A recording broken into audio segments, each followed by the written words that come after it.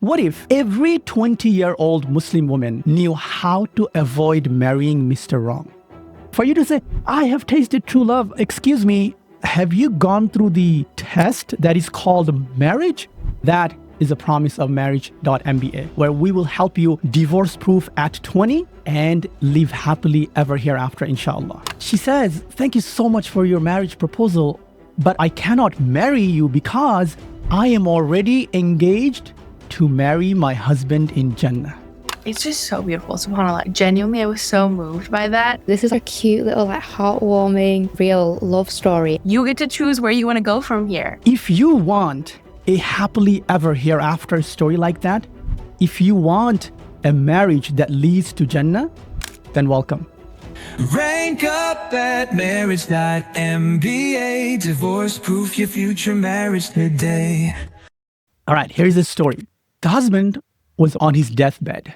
So the wife came up to him and said, you know, all those years ago when you came to me asking for my hand in marriage and I said yes, I want you to ask Allah for my hand in Jannah again.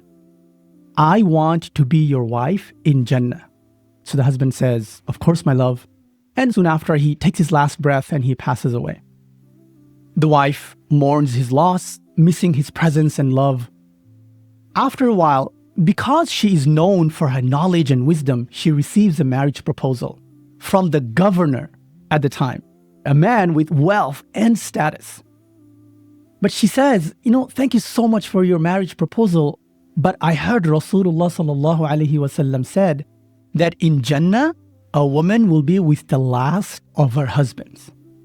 So I cannot marry you because I am already engaged to marry my husband in Jannah. And that is a true love story of Abu Darda and Darda, two companions of Rasulullah sallallahu alaihi wasallam.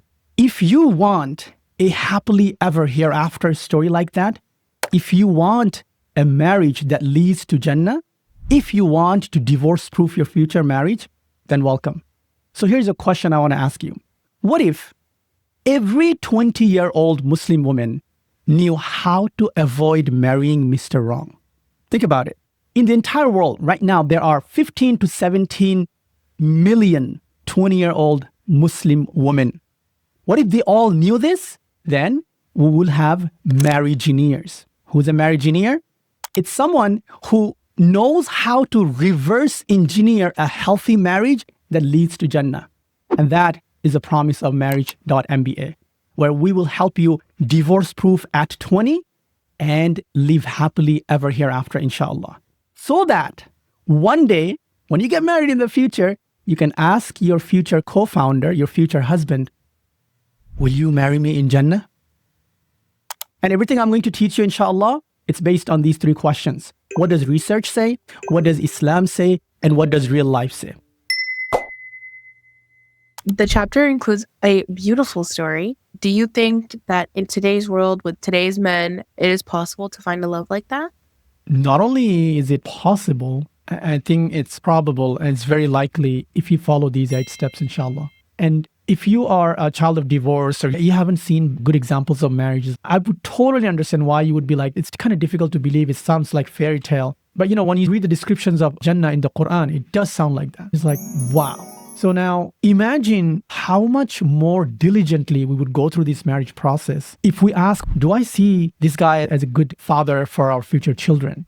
Then you keep growing. You don't just grow old, but you go beyond this life and you say, do I see myself living with this guy forever in Jannah? Growing up with so much, Hollywood and Bollywood and romance and Disney and everything, we all crave that. Men also crave that, by the way. I'm telling you, as a man, I craved that. When a woman said, no, I don't want that, I'm like, really, you don't want that? Or because you haven't seen that example, so you don't think it's possible? It's an old fable I heard. This fox or some animal going down and then they're like down here. They're jumping. They can't reach the grape. They're like, oh, forget it. These are sour grapes anyway. So maybe you just need a tool or a ladder against the tree. So let this 8-step of Marriage.MBA be the ladder so you can reach the grape and actually make that a reality. Even if you have some type of disbelief, what will you lose if you just go through this process with that high ambition to go to Jannah? That's the ultimate success anyway. So do you want to enjoy that ultimate success with your life partner, with your co-founder? with your future husband?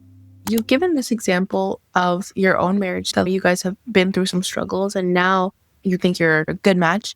So how do you balance that?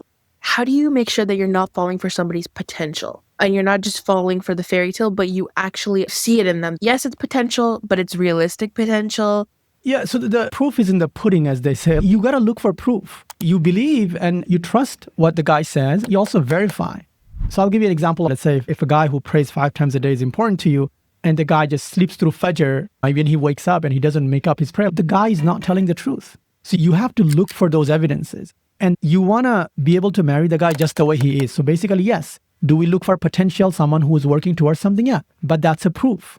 Someone who's actually working hard in his education, in his current profession, they're actually working on towards something. That's proof.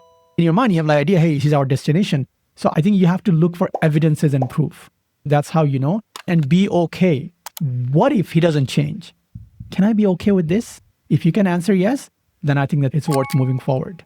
As long as he's not being lazy, sitting on his butt, sleeping until 12 p.m., you know that he's actually striving, he's putting an effort, he's putting his best foot out there, then yeah. After you go through all this process of knowing the guy, verifying, inshallah, there is a checklist at the end. I shared with you guys earlier. Is he the one checklist? That checklist doesn't have how much money he makes. You'll see that checklist is not materialistic. Sometimes the way we filter a guy, it's very surface level. But that checklist will actually tell you if the guy is someone who you will be able to have a healthy, long-lasting marriage, that will lead to Jannah, inshallah. Do you see that? Like, those are 2 different filtration systems. So the way society filters a guy, very surface level. The way I want you to filter a guy is go deeper, go at the end of this life, and go beyond this life, inshallah. Inshallah. No, that's beautiful, and I definitely agree. You're telling us that we can only experience true love after marriage. How do you know if he's the one then? You go through, is he the one checklist? That's why that checklist exists. If you are able to answer those 17 questions with a check or a check plus, you're good to go. Now I'd be like, oh, there are some check minuses, then go back and fill in those gaps. But if there's a lot of checks and check pluses, that's amazing. That's exactly what you're looking for. Now, there is a chapter at the end of this book called How to Taste True Love. Wait till the end, inshallah, you will know exactly how to taste that true love. But I'll give you just one thing, that someone who claims to have tasted true love before marriage, they have a hormonal delusion. Because they haven't gone through the test of marriage yet. So for you to say, I have tasted true love, excuse me, have you gone through the test that is called marriage? You haven't even entered the classroom, entered the test room, and you're telling me that you've already passed? It doesn't make sense. And I'll tell you exactly why. This is something that I grew up with, the true love, Romeo and Juliet type of thing, but they haven't gotten married yet. I wonder if Romeo and Juliet would have made it if they got married. They're fictional characters, but you get the idea. So I want you guys to separate the romance, what we see before marriage and after marriage. True love, we have to define that. I don't want you guys to fall in love. I'll show you guys how to rise in love, inshallah. True love is different than what we think. So this is how it goes. During courtship, when you get to know him, he is at his best. Ooh, gentleman, beautiful. But then marriage will bring out the rest. Some of these red flags will stare you right in the face, but you won't notice them. You know why? Because, oh boy, everything about him is so cute. It would be very sad if you are in a situation where you're oblivious to his red flags that are obvious, but then he ends up revealing his true abusive self after marriage. Not on my watch, inshallah.